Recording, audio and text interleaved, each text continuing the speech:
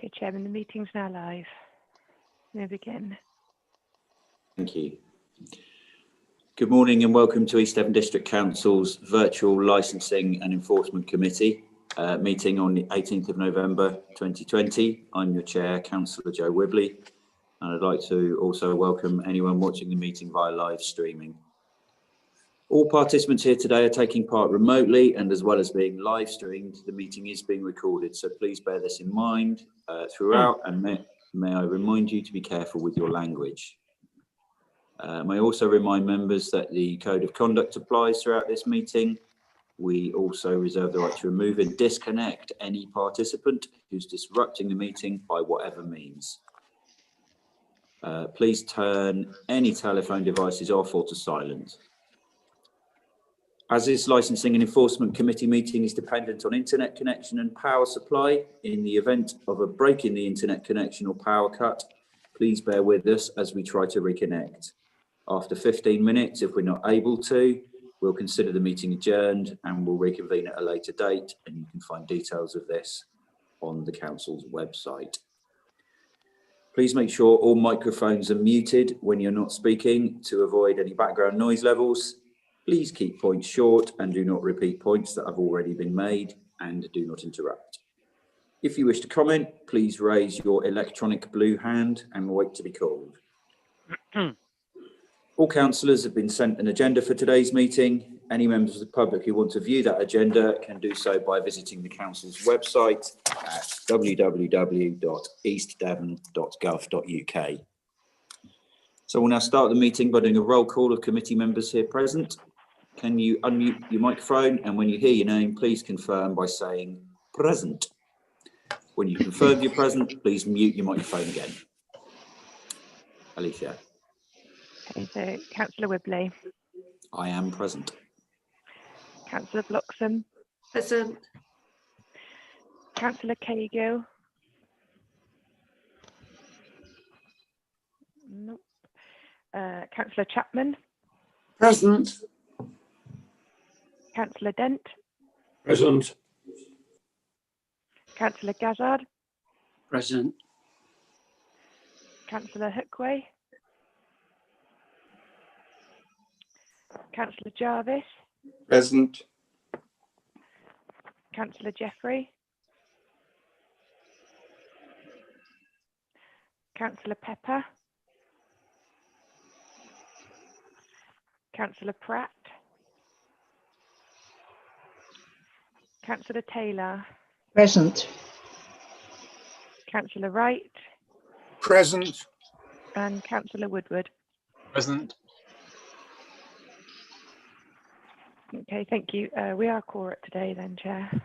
Excellent. I can confirm, as has just been said, we are quorate. Agenda item 1 then is public speaking. There were no members of the public registered to speak at the time of publication of the agenda. I'm assuming that's still the case. Yes, that's correct. Okay. So agenda item 2 is minutes of the previous meeting from the 3rd of September 2020. If you have any comments to raise regarding these minutes, could you raise your blue hand? And if no blue hands are raised, I'll take this as an indication that you all agree those minutes. Do we have any blue hands? Okay, Councillor Woodward. Yes, I just thought we'd start off. There's an amusing spelling in paragraph 49 of the minutes. Second paragraph, penultimate line. Is it suitable for public consumption? Yes, it's a very clean one, in fact. Yes. Could you read it out? It says the fares for dryers as opposed to drivers will be Excellent work. £30. That spelling mistake is hereby noted. Thank you, Councillor Woodward. The service for dryers at a cost of £30. Thank you. Brilliant. Just showing that I read them. Well done. I didn't spot that, and I have limited access to big screen devices, so thank you for reading that out for me. Okay, so is everybody else okay? No more blue hands. Okay, so those minutes are agreed. Okay, so agenda item 3, apologies. Do we have any apologies, Alicia? I haven't received any apologies, no. Okay. So agenda item 4 will be declarations of interest, and this again will be done by roll call. Okay, so I'll begin with Councillor Wibley. None. Councillor Bloxham. None. Just checking Councillor Cagill's not here. Nope. Councillor Chapman. None. Councillor Dent. None. Councillor Gazzard. None. Okay. Councillor Hookway hasn't joined. Councillor Jarvis. None. We have Councillor Pepper or Councillor Jeffrey. Councillor Pratt.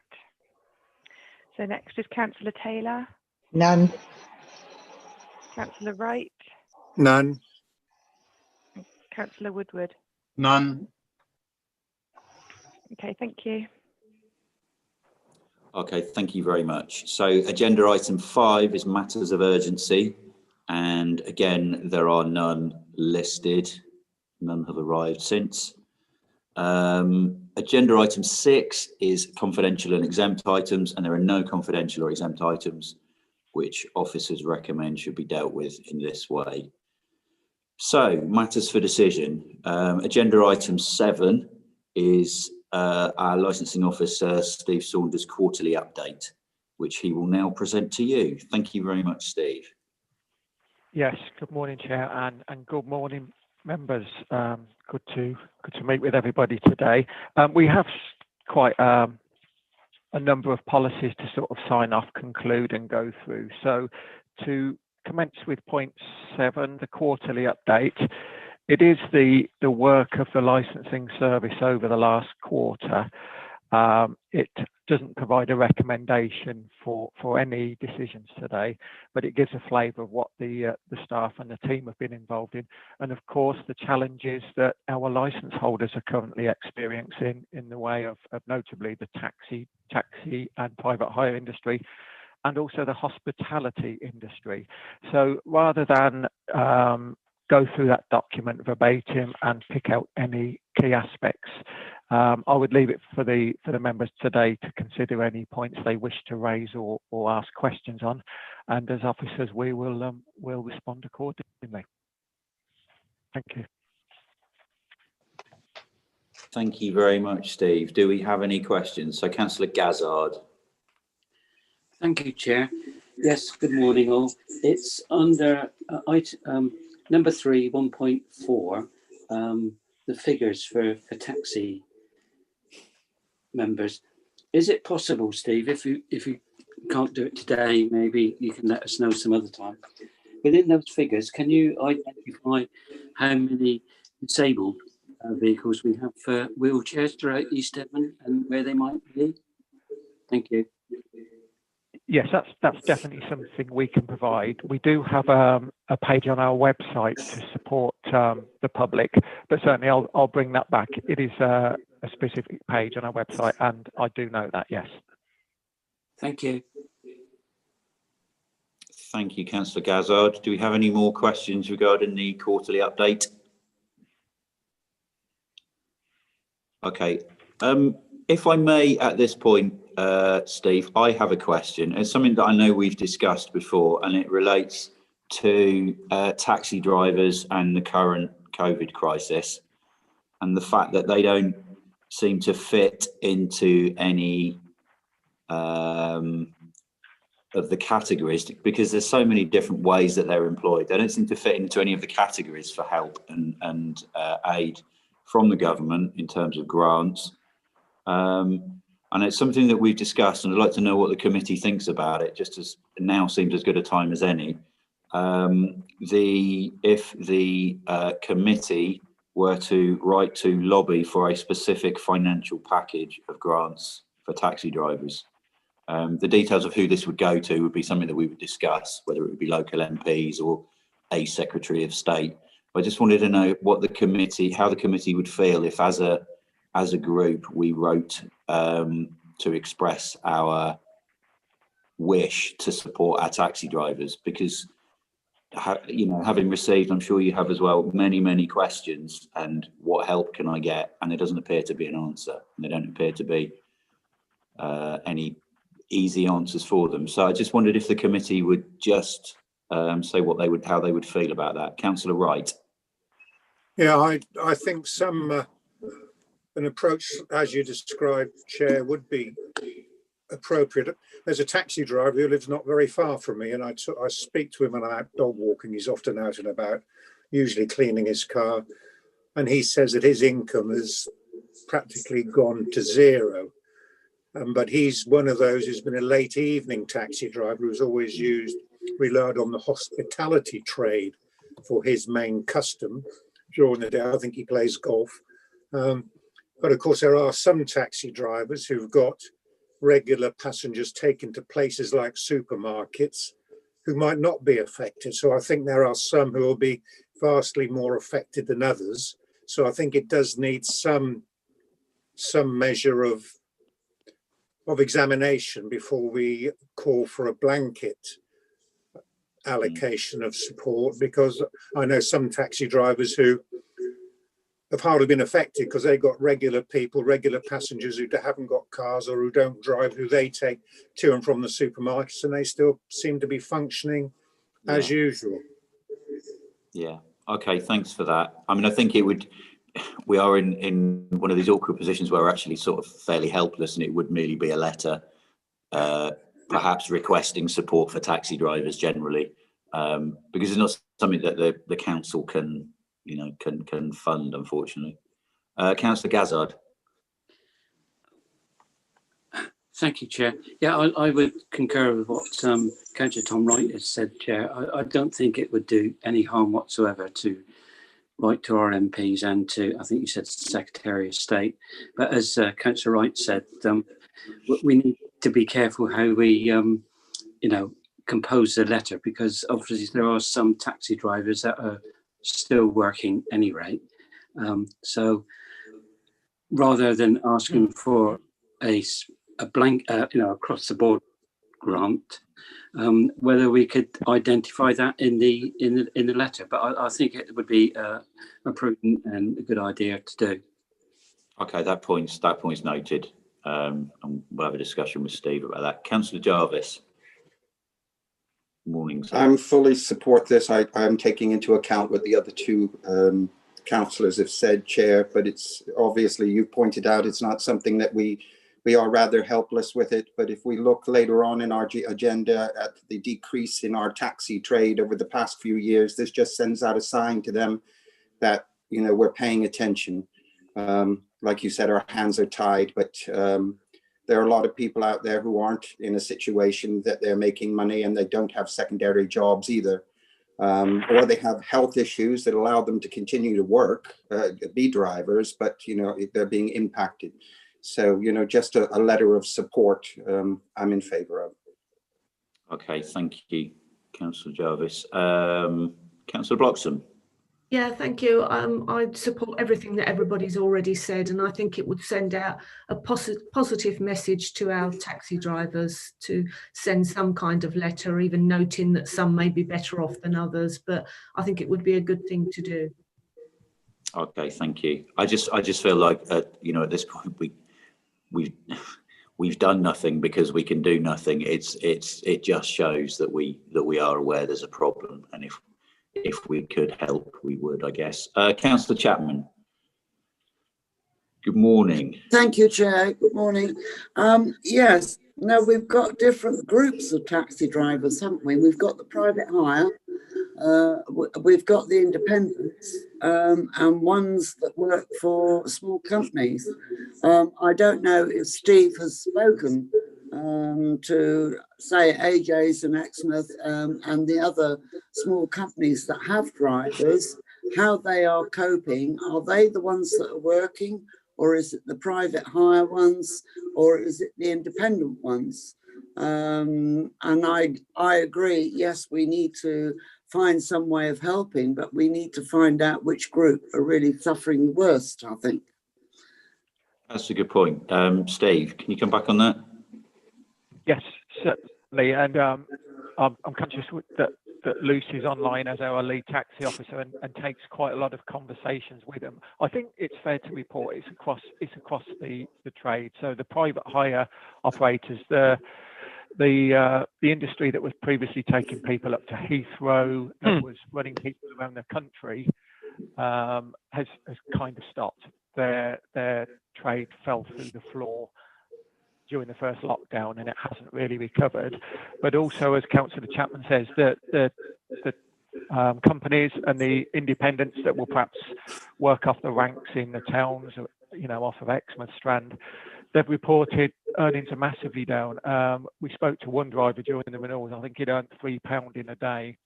So it is the taxis and private hire, just to clarify that. Okay, thank you, Steve. So we have no more people wishing to speak on that. Is that something we need to vote on, or can we just go ahead and write that letter, Steve? How would you? Or... would it be best if we just had that in the minutes as a resolution, and perhaps Chair, yourself and I could draft something to the appropriate departments in government as an open letter to the trade as well. That's fine. That's fine. Is everybody okay with that? Excellent. So, do we have anybody? Yeah, no. So we've spoken to everybody regarding the quarterly update. Do we have a proposer to note those? Yes. Gazard and Councillor Jarvis, second. I saw your hand. Sorry, you beat Councillor Chapman there. So can we confirm that those are noted by using your green tick or your red cross? Not entirely sure why we did this. For those of you watching this online, the vote is underway.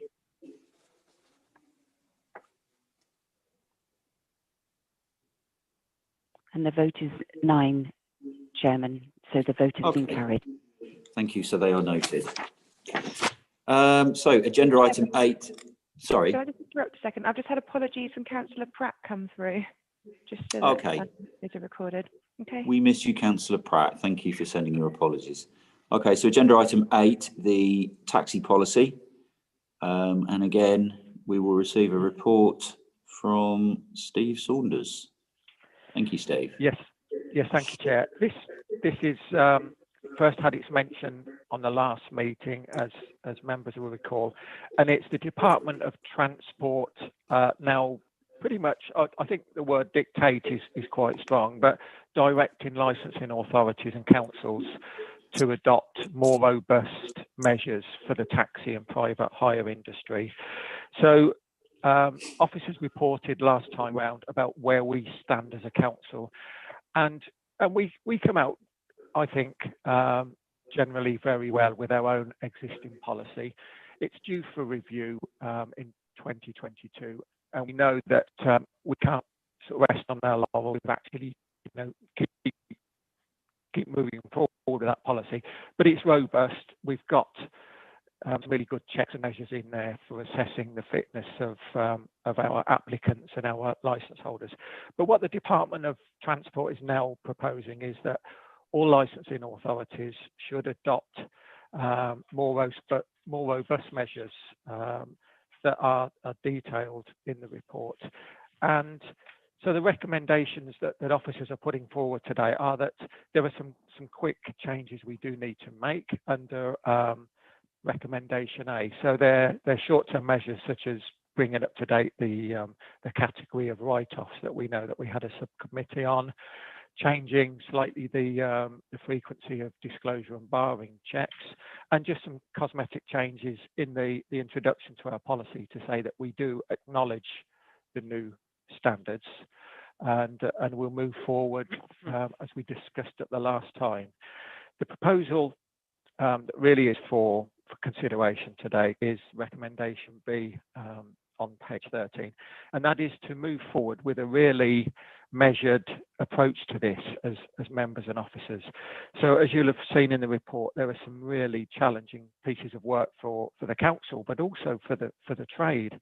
Potentially, we need to consider CCTV for vehicles and whether that is a necessary need, and if it is, there'll be a cost for every license holder to pay for their CCTV unit.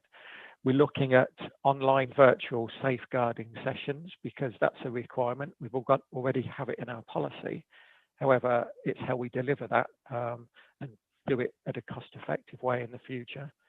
There's a requirement to sign up to what they're calling the NR3 database. So this is a database the Department of Transport have brought in to share information on excluded and also refused applicants, those that potentially you wouldn't want driving the vulnerable around. And there are costs to the council to sign up to that. So there's a whole raft of measures that it includes emissions of vehicles as well. For those members that have been with us over the last year, we know just how sensitive the taxi trade is about potentially having to sort of shut down their diesel vehicles and move over to hybrid and electric vehicles. And I think it's only this week we've seen that the government have given the cut-off now as 2030. So the recommendation is that we move forward in line with what the Department of Transport are proposing, but we look at the costs and all the issues about how we take that forward over the next year in a measured way. There will be increased work, and this is not the licensing manager coming and saying, I just need more staff. But if we conduct 6 monthly checks of DBS, if we're potentially become the data controller of CCTV, there's various measures in there that will increase the commitment to the team. And it is only a very small team within the council that actually undertakes this work. So we need to look at the staffing arrangements and, you know, potentially to bring that back to you at the next meeting. And lastly, the fourth recommendation, recommendation D, is to consult with the trade to, you know, once we've done our work, once we've debated this and we've looked at really what are the strong possibilities and those that may not be, to then go out to consult and have that dialogue with the trade, which we know is facing severe challenges. And also, as Councillor Jarvis said, it's dropped year on year in numbers over the last 5 years. So as officers, that's where we are today.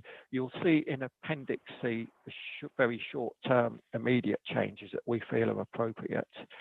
But also then there is more of an update that provides how this council sits and where we could be measured currently under Appendix B. And I would just, without going on any further, just throw that open now for the committee for views and questions on this paper. Thank you.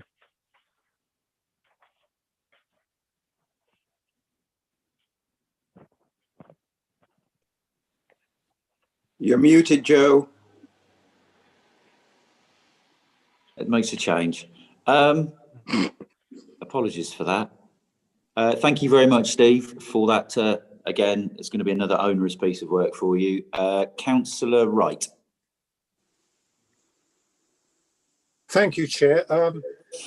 Before looking at the new recommendations, I did look at the old one, and one item on page 14.2.2 requiring licence holders to report when they've been interviewed in respect of offences. Now that could be could be assumed to include those offences for which they've been interviewed as witnesses. I think that could do with some clarification because of the nature of the taxi trade up working late at night when there are public order offences and other crimes committed.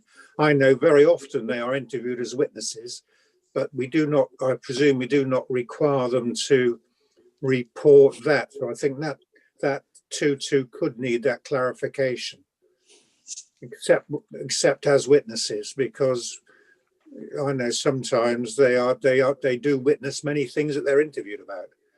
But then coming on to CCTV, I know some taxis have got their own sort of dash cam type CCTVs.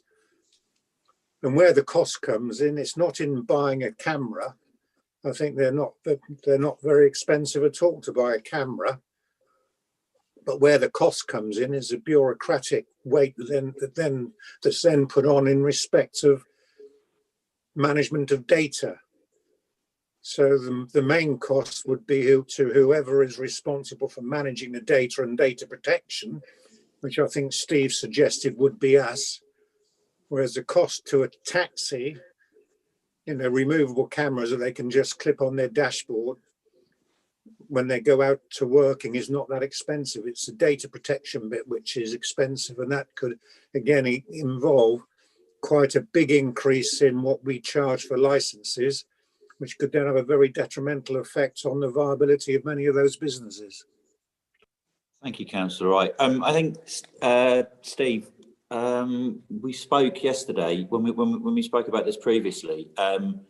Does it need to be a particular sort of style of sealed unit that's specifically recommended by the council? And that there is quite a cost, isn't there? Yes, Chair. Yeah, Councillor Wright, correct. It's proposing that the dash cams are fine for their day-to-day work. However, the council, if we mandate this, we will be the data protection or the data controller, which would need a very detailed policy on. But it has to be audio and visual, so those units have to be sealed, because it's not just the driver that might be the victim. What the government are saying, it's potentially the passenger, and so the cost there is that potentially we'll have one of our officers go down and have to retrieve that unit and view the data. So there's quite significant costs. I think the costs at the moment, myself and Lucy went on a training course last year, it costed around about £600 per sealed audio CCTV unit.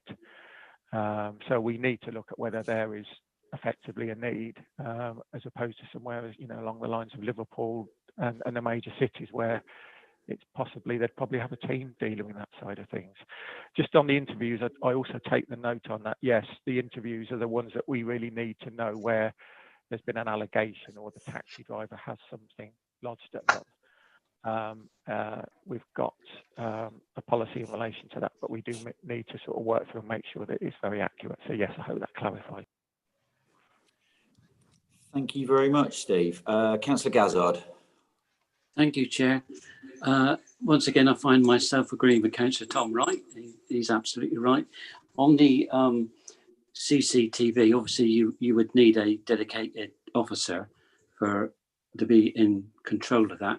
I was just wondering, Steve, can we put an E on the end, bearing in mind what you said about the staffing matters? Could we put section E, that there'll be a report coming forward with regards to a request for staffing, rather than waiting for it to come back to another meeting? The work would have been done. Yes, that's work that's already started. So there's some meetings coming up with Simon Davey and the sort of 6-monthly check of our balances. I do appreciate that comment and reflecting that. Thank you. As a licensing authority, we all have to come out of every financial year as cost neutral, so we can't make a profit. So that work has already started, and I'd like to think that there'll be a very, very detailed assessment when we next meet. But obviously, as officers and with my service lead, we'll be taking that forward in the next period of weeks, I guess. So thank you for that, Councillor Gazzard. Yeah. Thank you. Can I just? Yeah, carry on. I mean, I think as a council, the policies that we have at the moment, as you alluded to, Steve, are very, very robust at any rate. And obviously there are a few changes that we're going to have to take on board. But I think this might be aimed at the rest of the country, where they may be trying to do catch up with a load of authorities with their taxis. But I'm happy to move the recommendation if that helps, Chair. Chair, can we take that then? Chair, can we take point E then as a recommendation? That will need to be seconded, and then obviously people can have their say about it, a debate, and then put it to the vote, and then that can be put in as a further recommendation. But Councillor Gazzard, you'll need to put forward some wording, please. Steve, did you say that that's not necessary because that's some work that's ongoing already, or do we need to add that? I think it would be helpful if it's reflected from this committee, because it is the lead for licensing matters. So yes, that would that's be fine. helpful. Thank you. Councillor Gazard, do you have any words? He's writing some down, I can see. I'm trying to scribble something down, Chair. Okay, we'll give you a minute. While we're waiting, actually, Councillor Dent, would you like to make your point now?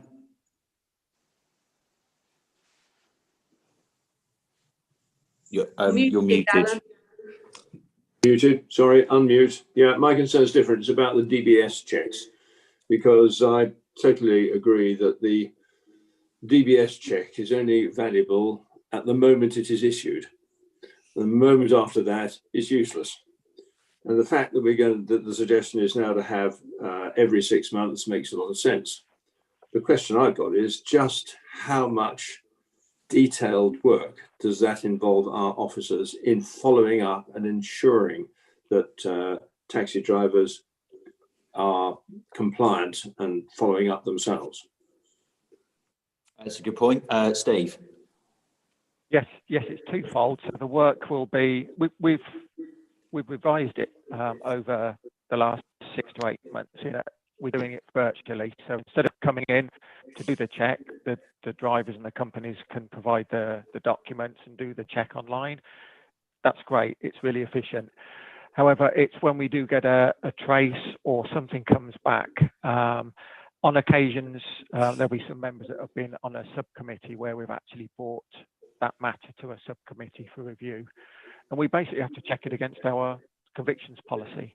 So it may be something that was historic and 25 years ago. However, if it's a new conviction and we as officers feel, hang on, this is something that, do we really want our families being driven? We would be then coming to a subcommittee. So there is potentially considerable work, and that work has been ongoing every year. There'll have probably been a subcommittee on a disclosure and barring decision, possibly for new applicants, over most years. However, the greater frequency increases the chances of that. So yeah, increased work. Okay, thank you for that. I would just like at this point to say it's suddenly got very cold in here, hence the jumper, and welcome to Councillor Hookway. If we hear from Councillor Woodward, and then we'll go back to Councillor Gazard for his much awaited words. Councillor Woodward. Thank you, Chair. We heard earlier on, in fact, you mentioned it about on the reports on the lack of income from taxi drivers at the moment during this crisis. And is it really the right time to impose these additional costs now? Is there room to implement them later rather than while they basically have no income? That's the first point, the cost of DBS and considering the CCTV. And the DBS, it's gone from 3 years to 6 months. That's an awfully big jump. Is there not scope to go to 1 year instead of 6 months? Those are my 2 points. Thank you.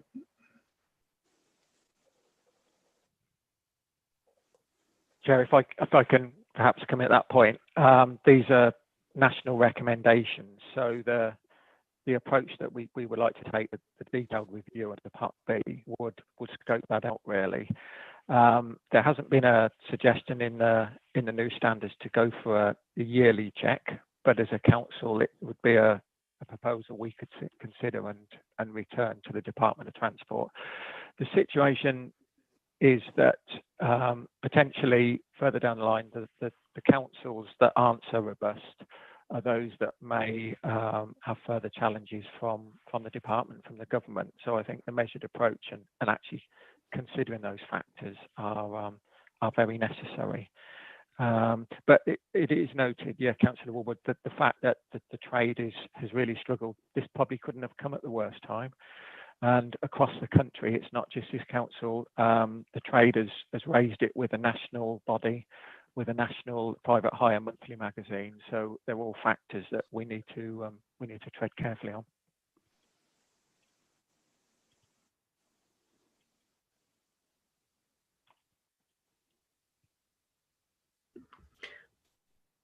Have we lost Councillor Whibley?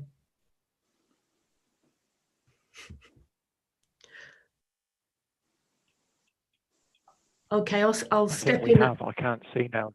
No, Yeah. I can't see him, and I'll step in at this point. But what I also can't see on the participants list, I can't see if people have got their hands up on my list.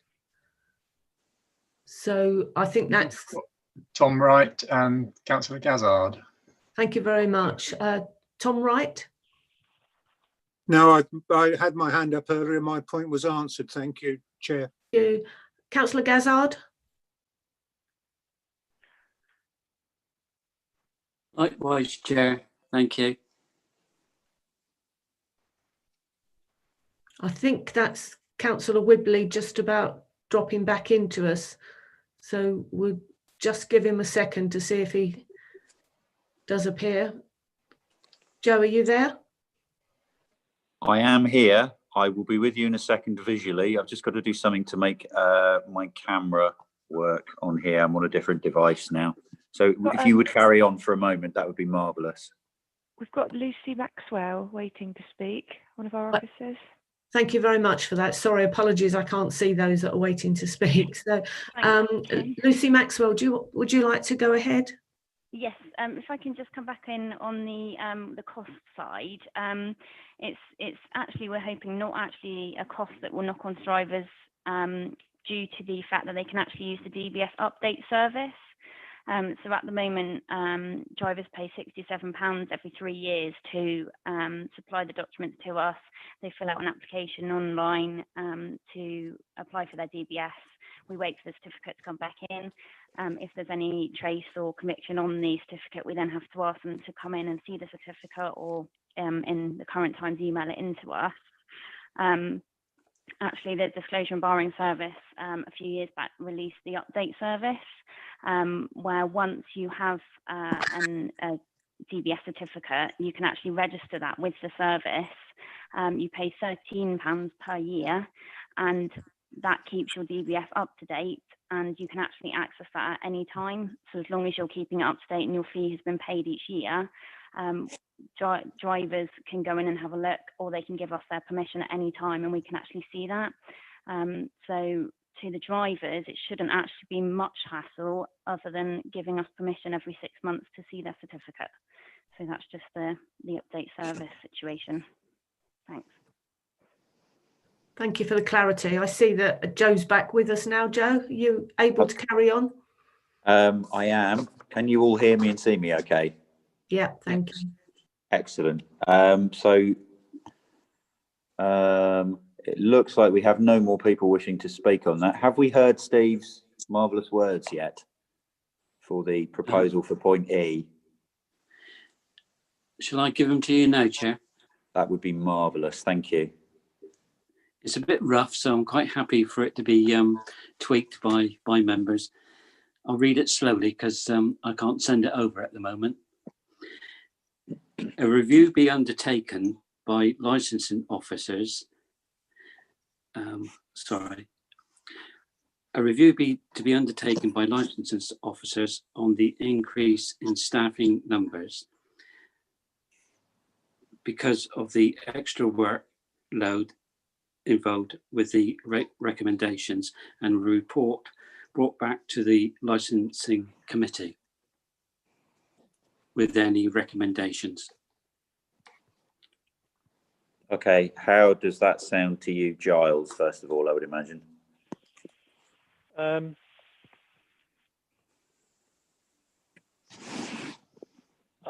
slightly confused, because I think actually in some ways it is collected in C anyway, and actually Steve will be I imagine Steve will be reporting on this on a regular basis and at the next meeting. Okay, Steve, do you think that C covers it, or? Yeah, I think if Councillor Gazzard's comments can be noted, and I do appreciate that support, but C would also cover that piece of work that really starts currently with this meeting, and moving forward, we sort of won't be resting on that and costing and evaluating it in the weeks ahead. So the point Giles made is correct, yes. Okay, so Steve, are you happy with that? If we go with the recommendations as they are, but we all thank you for bringing that up, because we do know that it is going to be important for for the licensing officers to be properly staffed. Are you happy for us to go ahead without that at the moment, Councillor Gazard? Yes, I am, and thanks to Giles for that pointing that out. Thank you. But a really important point, so thank you. Let me just check. We have no more participants. Okay, so we have nobody else wishing to speak. So should we take that to the vote? Chair, can I just suggest?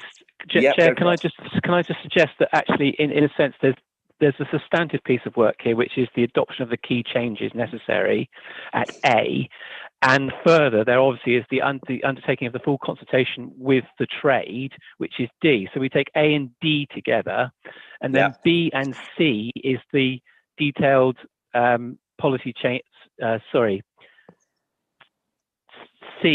A, B, and C, A, B, and D together, and to take C as a separate vote, simply because that's the review, which is the internal staffing. Would that be a sensible approach? I think that makes perfect sense. I can see they are two distinct things. So if we first go for it. Sorry, may I just raise? I should have put my hand up. May I just raise though that the adoption under A are measures that we're not proposing an initial consultation on. Certainly two of them are very cosmetic. It's the change to the write-off categories, which is on page 65. So potentially, if we took on page 65, Appendix C, the change in our introduction of our existing policy to reflect our moving forward on it, and also on page 66, the fact that we wish to recommend to full council, we are going to reflect the existing write-off vehicle categories. I would then just raise, and the other recommendation we'd propose to bring in at this point without consultation was for the trade to sign up to the DBS online service that Lucy's just referred to. Now, if you feel that should also go out for consultation and come under the longer term piece of work, that's acceptable. You know, we are meeting in February and can bring that forward if it becomes more immediate. So, in essence, to what Giles was explaining, I agree, but it would just be on point 1 and 3 to go before full council as very immediate cosmetic changes. Thank you. Okay, so Giles, would then we vote for A and C together and B and D, or have I misunderstood? Or we have a vote on all four?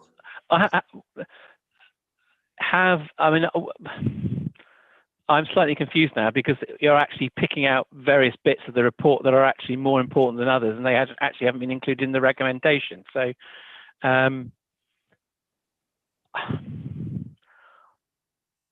I suggest then that you vote on all four, and that Steve reports back that at the next meeting that those separate points that he's made have actually been covered and undertaken by the service. Does that sound okay to you, Steve? That they've been that they actually have now been adopted.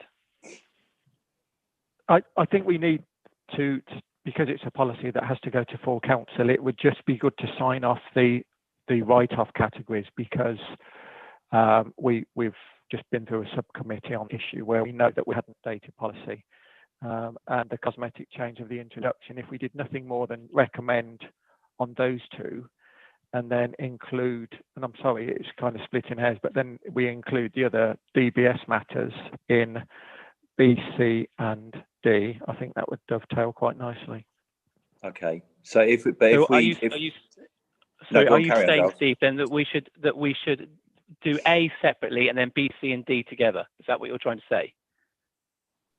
Yes, sorry. In a nutshell, yes, that's it. Okay, yeah. Right. Okay, that's clear. So let's have a recommendation and a seconder for, a recommendation and a seconder for A, and then we'll go for a recommendation and a seconder for B, C, and D. I'll propose A.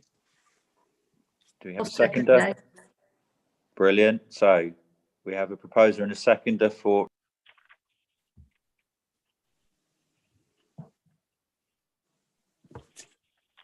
Joe, you're muted.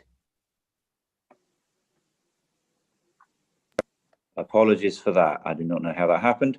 We have a proposer and a seconder for that. Can we please vote on that now? Red crosses and green ticks. That's for point A. Watching online, the vote is now underway, and the vote is 10 votes. So the vote is carried, Chair. Okay, thank you very much. Chair, can I just check you're seeing my vote, because I can't see it on my screen? I can confirm that I can see your vote, Councillor Bloxham. Thank you very much. Okay, that's great. Thank you very much. Sorry. Hello, Councillor Woodward. So I've got my blue hand up, but and also Alan Denters as well. I have a question. I've got A, B, and C. I cannot see D. Up to page 66 is A, B, and C. Where is D? Or what is it? It's on the recommendation, Councillor. D is the recommendation to undertake full consultation before adopting the changes by the 31st of March 2022. That's the A, B, C, and D of the recommendation. Page at the very start, at the very front of the agenda item. Very start. Page 13.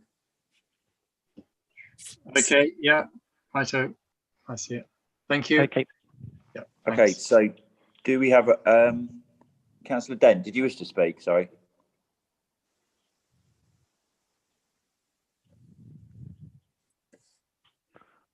Councillor Dent. Alan. Sorry. Paragraph D of that, to undertake full consultation before adopting the changes by the 31st of March 2022. From what I heard, and I was confused slightly to begin with, full consultation with whom? And you've made it clear it's with the trade, as I understand it. Would it not be right to put the words with the trade before adopting in that recommendation? Steve, is the consultation with the trade, or is it wider than the trade? From what I heard, it was with the trade. That's what I was listening to earlier, which is why I raised the question. Yes, it's a valid point. It's predominantly with private hire and taxi trade, but it would be wider field for users and for town councils as well. So I think that can be specified more clearly, and I take note. Thank you, Councillor Dent. Well, I mean, fundamentally, as a council, we are under an obligation, a statutory obligation, to undertake full consultation on any policy changes that we do anyway. So we have to undertake a full consultation, and that's actually prescribed statutorily anyway. So all those bodies will be included within that understanding of what a full consultation is. It actually is. Okay, so what you're saying is, if you want to add the trade and other statutory bodies, by all means do that. But I think full consultation would be understood to be a full council consultation, as we would have to undertake for any policy changes that we might need to undertake in any aspect of our service provision. Okay, so implicit within what is written under D is the fact that we would be consulting with anybody that we need to, because we have to. If councillors are happy with that. Yeah. Okay, I'm happy with that. Thank you. Okay, brilliant. Cheers, Councillor Dent. Do we have a proposer and a seconder for points for recommendations B, C, and D then? Yeah, I'm happy to propose. Okay, so Councillor Dent has proposed and Councillor Gazzard has seconded. Can we vote on recommendations B, C, and D then, please? For the purpose of those watching online, the vote is now underway, and the vote is 10 for the motion to be carried, Chair. Thank you very much. Okay, so we now move to agenda item 9, which is the Seaton taxi rank, where we will receive a report from licensing manager Steve Saunders. I remember this from my first licensing meeting last year. Here we go again. It's great. Yeah, thank you, Chair. This is one really that, the impact of COVID and where we've been has led us to this point. But it all started pretty much last year, and I'll keep it very brief, thank you. Seaton Town Council are a very long way into redeveloping the seafront, a very high-profile project, and quite late into the project in 2019, the issue of the taxi rank being designed out effectively came up. So members gave the approval previously for us to go out and consult on basically moving the taxi rank by designing out one taxi rank that currently exists in Marine Place and a very short distance, literally just across a road junction, to introduce with Devon County Council a new taxi rank, same size, same number of vehicles, just across the road in Castle Hill. As a result of the approval, I think it was in February, we have been through the public notice phase. There is a requirement under the Act to do that through local newspapers and to post notices out. And there weren't any representations from the taxi trade or the public in relation to objecting to this, which had that been the case, we would have to go through the process again. So the recommendation is, and in line with the legislation, is to note now that the proposed rank in Castle Hill can be appointed, and officers will take that work forward with Devon County, and also to revoke and stand down the existing rank, which I'm told by the project lead for Seaton Town will probably take place, the work physically, around February, March in the new year. It is almost a case of noting it, really, because the previous recommendations and approvals have taken us to this point in time. Thank you. Okay, cheers for that, Steve. So this is effectively us, you coming to the end of a large piece of work on this, which has taken some time. We're all grateful for you for doing that. Do we have any members outside of the committee who wish to speak first of all? And do we have any members inside the committee who'd wish to comment on this at all?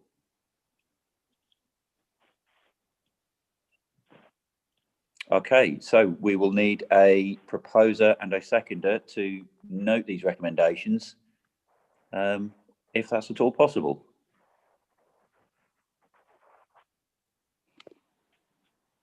Joe? Hello. I think Councillor Jarvis has got his hand up. Okay, I am not seeing the blue hands at the moment. This is unfortunate. Okay, Councillor Jarvis. No, it's okay. It's okay. Don't worry. Okay. Do we have any takers for a proposer and a seconder for this? I'll propose this. Thank you very much, Councillor Bloggs. I'll second. Brilliant. Thank you very much, Councillor Chapman. So we will now vote on the recommendations for agenda item 9 regarding the Seaton taxi rank. That the taxi rank, the new taxi rank is appointed and the old one is stood down. So if we could vote on that now. For the sake of those watching online, the vote is now underway. And there has been 9 votes for the vote to be carried, Chair. Excellent. Thank you very much. I now see a blue hand. Councillor Woodward.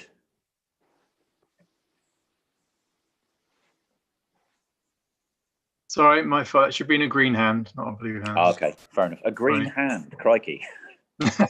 You need to see a doctor, Councillor Woodward. Okay, so we move to agenda item 10 now. Thank you very much for all members on that. Agenda item 9. Agenda item 10, the licensing policy report, which again is an absolutely huge piece of work for the licensing team. So Steve, if you'd like again to take centre stage and give us an update thereupon. Yes, thank you for that, Chair. Yeah, this is a piece of work to conclude, and all being well to sign off this piece of work now, and the support of the committee at its last meeting was much appreciated. So, as in the reason for the recommendation on page 71, all councils must have a detailed and robust policy for dealing with accepting and potentially refusing applications under the Licensing Act. So pubs and clubs, restaurants, cafes, we have to be clear and transparent about how we'd expect applicants to move forward, and right through to committee hearings and everything about the process. Members kindly gave approval for us to go out and consult at its last meeting. It's quite a long consultation, this one, because it is a mandatory policy. And on this occasion, as the appendix will show, we had returns of support or returns acknowledging the proposed policy that is provided. We didn't have any representations, and on this occasion, there weren't any proposals to change, add or amend any aspects of the policy.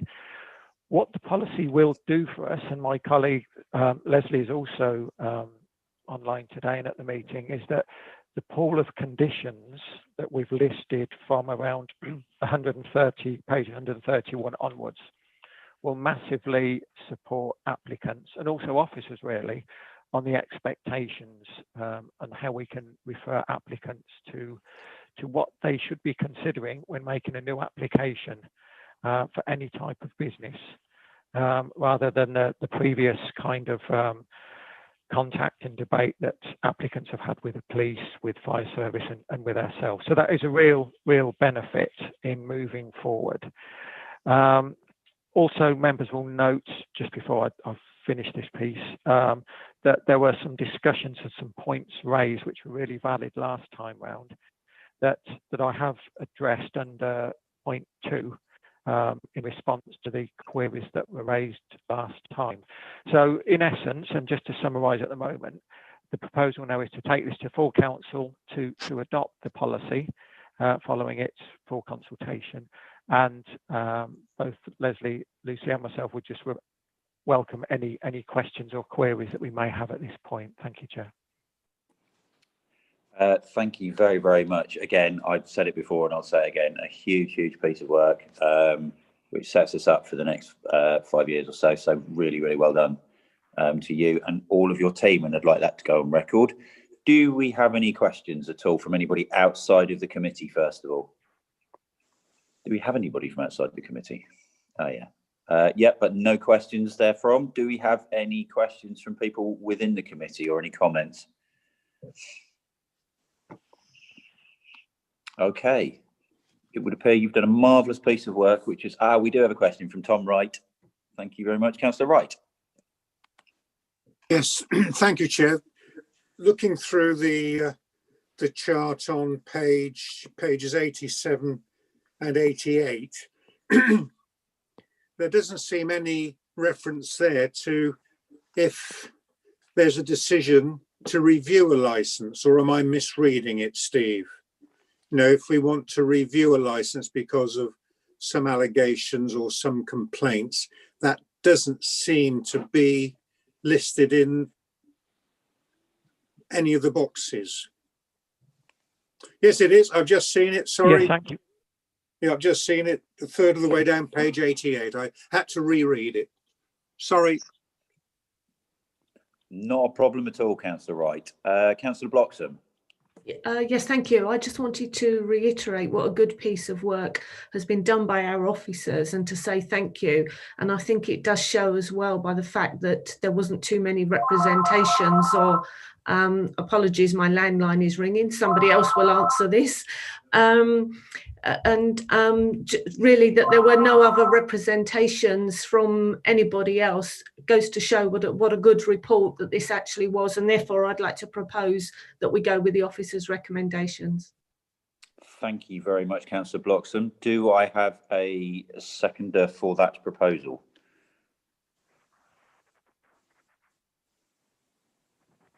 Yeah. Can I second it? You got Paul Jarvis and Tom Wright. Brilliant. Okay, that's great. So if the minute taker wishes to choose one of those two as the seconder, that's fine. So we will now vote on agenda item 10 and taking the licensing policy report to full council, which would be a marvellous thing. So if we can vote on that now. For the benefit of those watching online, the vote is now being undertaken. And there are 10 votes, so the vote has been carried, Chair. That's absolutely brilliant. Thank you very, very much indeed. Okay, first of all, before we move to the close of the meeting, I would just like to say apologies for some of the technology issues that we've had this morning, and I hope that everybody has managed to understand what's been going on both at home and within the meeting. But that does bring our meeting to an end.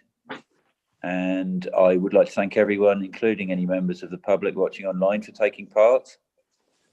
However, I can remind all of those present that the sporting officer will confirm when the meeting is no longer being recorded going live. And until then, your comments will be live to the public. Thank you very much, everyone. Thank you, Joe. Thank you, Joe. Thank you, Joe. Thank you very much. Yes, that was a bit of a